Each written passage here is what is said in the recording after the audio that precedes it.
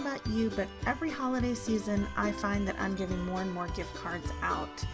You know, it's just one of those fun little presents, but sometimes we need a fun way to give it. So I have something cool for you today. To start, we're going to ink up this great new background. It's called Peace, Love, and Doves by Catherine Pooler. We're going to ink it up in Midnight, which is an archival ink.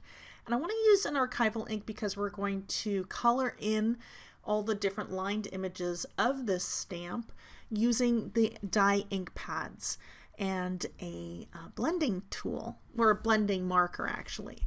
So I'm kind of figuring out where exactly I need my gift card holder to be, and that's the largest nested label dies, another new product by Catherine Pooler, and I'm marking where my pattern ends so that I have an idea of where I need my score line to be. I'm going to use my die and a hotel card as a guide, and I know that I need it to, the score line for where this folds around the back of my card, I need it to be at least short enough that I can fit my card, my gift card in there, but long enough that I have enough to wrap around. Now we're going to quickly do some coloring, and we're going to speed up parts of this video to make this go a little faster for you. And I'm going to slow down other areas for the first time when I color something. So I have my doves here, and I decided that, you know, doves are really white. So what I'm going to do is I'm just going to add a little bit of shadow. And to do that, I'm going to use the Twilight ink, which is a light gray. So you can see I'm just going to add a little bit of coloring here on, you know, the chest of the dove and maybe in a couple little parts of the wings. You know, you can really take some artistic freedom here when you're doing this, but the goal here is to leave the majority of it white. At least that's my goal.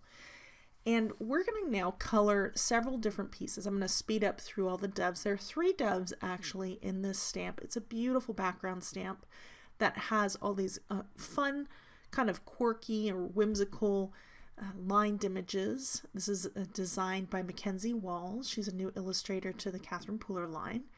And now I'm going to take several different greens and just kind of color in very lightly some of these foliage, you know, branches and swags that I have here. So I'm using eucalyptus, which is kind of the perfect olive. I love that color. Actually, I'm sorry, that was green tea. And then we have eucalyptus here, which is beautiful. That's a great one. And then I'm also going to bring in spruce. There is a new ink that's just being released, which is Mardi Gras, and that's kind of a little bit more of an emerald. And I wanted to go a little bit more with the spa color line versus the party line, and that is one of the new party colors. You can see here that these different greens, they work beautifully by themselves, or also if you combine them. For the holly leaves, I definitely wanted the eucalyptus, which is just a beautiful, beautiful shade. And I apologize because I did actually lose a chunk of my video, so I refilmed this segment right here. I'm using 3 reds, and this is Samba, Rockin' Red, and Peppermint. Now, Rockin' Red and Samba are in the party line, but they work so well because we're going to do a little bit of layering on the poinsettias. So I need my 3 shades of red, and the Samba is a brand new ink, and it's kind of one of those light reds, but it has such a pretty warm tone to it. I think you'll really be pleasantly surprised at how well it works with these other 2, especially the Peppermint Scrub, because the Peppermint Scrub is a rather deep red. So you can see here what I'm doing is I'm just kind of flicking out a little bit and kind of marking where, to me, some of the darker shadows are in the petals. When you're working with flowers, you know, there's really kind of deeper tones. And the best way to actually see that is if you were to strip away the color of an image when you have a photograph and just look at it as black and white. And that's when you kind of really see where those shadows are and where the deeper tones are and where the highlights are of petals and leaves. And that's something that I learned in watercoloring. But here, what we're going to do is we're just kind of marking in where some of those shadows are. And I did more than I would normally do. And then I'm coming back over it with the Peppermint Scrub. So I'm just going to add just a little tiny bit of the peppermint to bring the depth in, and then I'm going to come back with some of the other shades. The Samba is really the lightest shade that I'm working with. And then after using a little bit of the Peppermint Scrub, we're going to come back in with the Rockin' Red, add a little bit more. That's kind of like my medium red that I'm working with today, medium toned. And then bring in a little bit more warmth with the Samba. And I'm going to really zoom in here so that you can kind of see how I'm doing this. So when you're coloring here, you can see that I'm just using a very, very small, slight flicking motion. And this is just really to just add a little bit kind of like texture to the petals themselves. And I did color in one of the leaves by accident. So I have a 6 petal poinsettia and 1 leaf. That's okay. But what's really nice about this, you know, when you're doing the layering, it's the same principle as in watercolor as well. I like to do this also in watercolor, is to just kind of build it up. And for me, sometimes it's a little easier to work light to dark. I know that when I work with colored pencils a lot and I do a lot of blending, I like to sometimes layer some of my darkest shades down first and then use my lighter colors to blend that in. But when I'm working with, you know, the Zig blending pen, it's really something that, you know, you're not going to get too much of a blend between the colors as you would, like, say, if you're using alcohol markers or something else, or perhaps colored pencils, you know, where you can get a true blend of color. You know, here we're really more layering color. So, you know, the kind of color, the way of coloring, you know, that type of technique it has to alter a little bit. So for me, it's always a little bit more of a safer move to go light to dark. And sometimes I just even like to just add a little bit of color to the edge and kind of pull in a little bit as well. And then just kind of build from there. So you can see here, I'm actually adding in, I've been switching back and forth, and I apologize that you know, where I'm actually pulling from is off screen, but I thought it might be a little bit better for you to see this close up. I've been pulling in some of the Rocking Red, and you can see I'm also leaving a little bit of the white space, and that's kind of some of those highlights because you want to have some variance in your petals and your leaves as well, because it's not really as interesting to look at if it's just all the same shade. You want to have, you know, some darks and some lights, and, you know, having a little bit of light helps emphasize some of those darks as well. So, and then to brighten this up, I'm going to use the Samba, because the Samba is such a beautiful warm shade of red that it really kind of livens it up and punches it up a little bit. It's interesting because the Spa line and the Party line are just so different, but sometimes they really work well together. And when you're layering color like this is definitely one of those instances.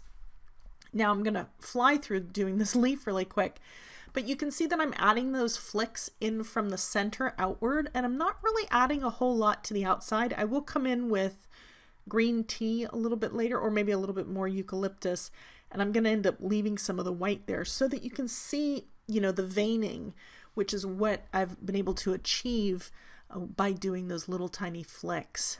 Now, once my colors had kind of settled, I decided it needed a little tiny bit of darkening, so I added a little bit more of peppermint. But look at that, it looks really cool, right? You can kind of see the leaves have a little bit of a texture to them. They feel not so flat, and that was really what we were trying to do. Now I wanted to add some really, really kind of like a yellowish green, more of an olive, so I added a little bit of green tea there in the middle, and going to bring in a little bit of blackjack instead of midnight. You know, there's no need to add the archival ink. Blackjack is a great substitute for a completely stark black, and sometimes you don't really need black. To clean your blender pen, you can see off on the scrap piece of paper, that's just what you do. As long as it runs clear, you're good to go. Pretty cool, right? I love how it turned out. It's just a very, very cute little image. Now that we have our coloring done, we are going to go ahead and cut that out. So it looks just completely transformed from being just black white. I mean, it's totally come to life. So I've taken that over to my Big Shot, and I went ahead and cut that out. That's the largest nested label die. You remember that we already pre-scored that edge, so I'm just folding that back, and I'm going to use a bone folder just to get a better crease there. And now I'm just making sure that my card fits in there and that I didn't do anything incorrectly there. I did also cut another one of these in the smoke cardstock. And again, part of what I lost in that part of my video that got corrupted was actually my embossing of the smoke background there. So you can kind of see, and I know that looks brown, but it's actually gray. You can kind of see the same image on the dark gray cardstock there. And I embossed it with black twinkle embossing powder, actually embossing glitter by Wow. And it's just such a beautiful, beautiful shade. And it's fun because it punches this entire card up, gives it some sparkle. I mean, after all, it is a Christmas gift, right? So it needs to sparkle. Why not? We're going to add a little bit of cord, and that's how we're going to tie the entire card together. I'm using some double-sided sticky tape, and this is super, super strong double-sided tape. I'm going to end up cutting another piece for that little tiny flap. We're going to cut it in half because it's a little too wide, even though that's only 1/4 of an inch. I'm going to take off about 1/8 of an inch, so it's going to be very, very thin. We're just going to add that down. Now that's double-sided, so once you pull the red away, that's when you reveal the stick. And the thing about sticky tape is you really, once it's down, you can't really pick it back up. So it's important that you're sure where you're going to put that down. So you can kind of see I've wrapped that around there, and I'm lining up the images with the images on the background. And now that I know exactly how long I need my silver cord to be and where it's going to be, I'm going to adhere those together. You're going to start with the points. You can see that I lopped off a little bit on the side, and you saw me do that earlier with the guillotine trimmer. And just positioning my cord there as well. And there's your little pocket, and that's perfect to hold your gift card. I mean, it's so simple, so easy to do. And you can do this as a card, you know, as a holder just in that shape itself.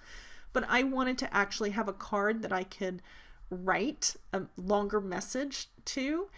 This is actually going to be a gift for either my brother or my mother. I'll probably end up making another one that's identical, maybe one that's not necessarily with the gray cardstock for my mom, because she won't like the gray. She'll want it to be a happy color. So we'll have to recolor those. But for my brother, this is actually perfect. And I love how it complements all the imagery on the front, especially, you know, the darker shadows on the doves. This is perfect. So adding a little bit more of that heavy duty, this is kind of a working project. It's kind of like a 3D. So you really need some strong adhesive here. Glue is not going to cut it to hold that. Because it's not a whole lot that's wrapped around, and it's going to have a card in there. It's going to be bulky. So I really need that sticky tape. So now that I have that down, just trying to get that as flat as possible. I ended up putting some blocks on top of it to kind of hold it down. And over time that will settle a little bit as well. We're going to add quite a bit, and I'm adding this actually to my card base. This is an A2 size card, and I like to just pull it up as one. You saw me kind of bend those corners and just lift that up really quick and then add this down. It's harder, I think, if you add it to your panel. It's easier, I think, to position that perfectly if you do it to your card base. So now that we have our silver cord, it was positioned in between the 2 layers of the actual pocket in the gift card and between the card front and the card. I'm just going to tie those two together using bunny ears, because that way when I do bunny ears, I'm able to get my tails to go the right direction, because you're almost tying them upside down. And I want to keep that nice and taut in order to keep that closed as best as possible. It does want to open up, and like I said, I ended up putting down some clear acrylic blocks on top of that to just kind of help weigh that down, get it used to sitting more flat.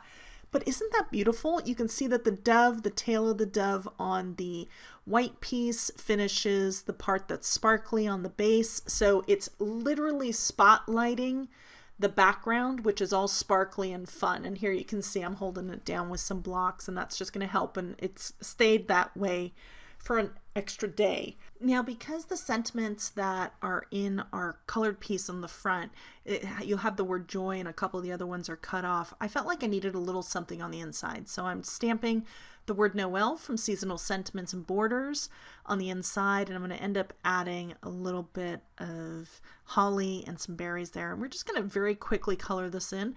Now, I did not color this or stamp this with Midnight, so I'm just being careful because that is dye-based ink, and I don't want It's a smear using the blender pen, so just kind of being careful with how I'm coloring that in, just doing a very light rockin' red there.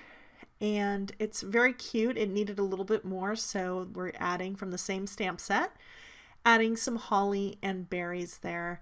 Same thing, stamp it in the blackjack and just go ahead and color that very quickly using some eucalyptus as well as the rockin' red. So quick. And of course I sped that up for you.